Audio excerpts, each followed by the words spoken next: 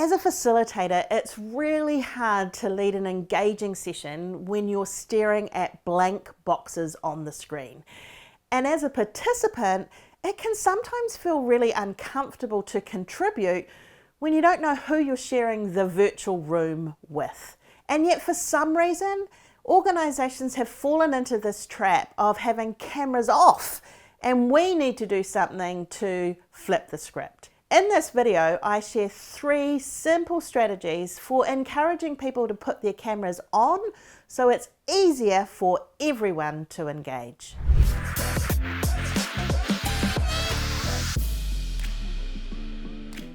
Hi, I'm Kerry Price. I'm the founder of the Facilitators Network, and I use the principles of deliberate generosity to make sure that no meeting or workshop is ever wasted. I've been a professional facilitator for 20 odd years, and in that time I've led thousands of meetings, workshops and community conversations. Now I help other trainers and facilitators do it well too. Leading an online meeting or workshop has some tricky dynamics, and it only gets trickier if people have their cameras off. So while this might be the norm for some people, we need to do something to change that. So in this video, I share with you 3 low-tech strategies that are almost never fail to help people to get their cameras on and ready to engage.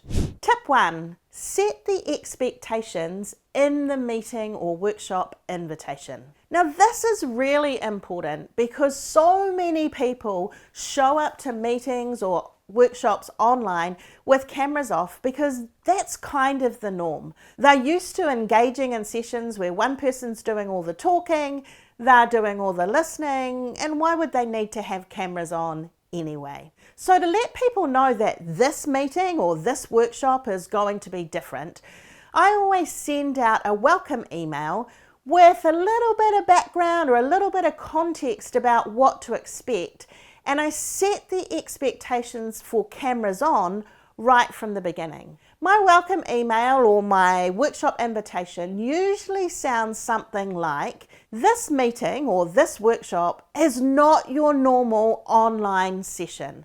This workshop has been designed for contribution, and I'm going to want to hear your thoughts and opinions and ideas as we move through the session.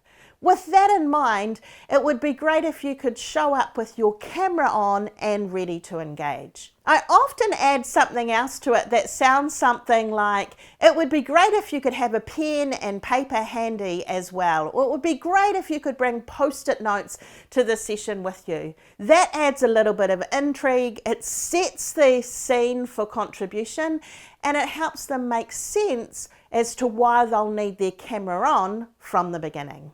Tip 2 is to get people engaging from the moment they arrive. So when I run online meetings or workshops, I don't use a waiting room. I just let people trickle in as they arrive, and I engage in small talk as I ordinarily would in person. Hey Cam, nice to see you. Hey Mary, great to have you on the call today. Once 3 or 4 people are online, I introduce the unofficial start, which was coined by my friend Mark Collard. I get them doing and interacting as soon as they're present in the session, so they know that the session is going to be about contribution. Now, if you recognise that some people are showing up with their cameras off, a great way to get those cameras on is to make the unofficial start something that requires cameras on. So it might be something like, grab a post-it note and draw an emoji that describes how you're feeling being in this session. Then they need to turn the camera on and hold it to the screen. Or I might invite them to go into the backgrounds and choose a background, a Zoom background, to represent where they would rather be. If they didn't have to be in this meeting, where would they rather be? They might choose a holiday snap, they might choose one of the existing Zoom backgrounds, but of course they need to have their camera on for any of us to see that. If those kind of techniques aren't working, I will usually just invite people to put their camera on, by explaining why it's important. So I might say something like, hey Nathan, thanks for coming on the call. I know you're here because I can see your name, but I'd love to see your smiley face. You don't need to keep your camera on if you don't want to, but if you could just turn it on for a few seconds so I know you're there, that would be great. Now, 9 times out of 10, people put their camera on, and then once it's on, they keep it on. So don't be afraid to actually make the ask.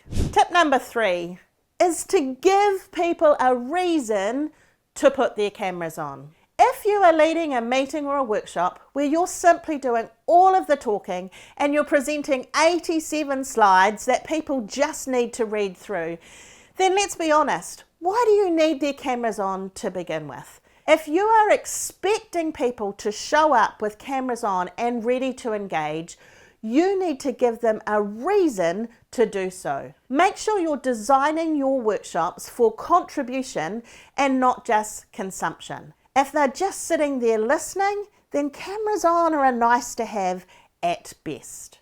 To help you design an online workshop that is truly interactive and engaging, I've created another video called How to Make a Virtual Workshop Interactive. In that video, I share 5 tech-free ways to get people interacting and engaging online. The link's in the description below. Go check it out.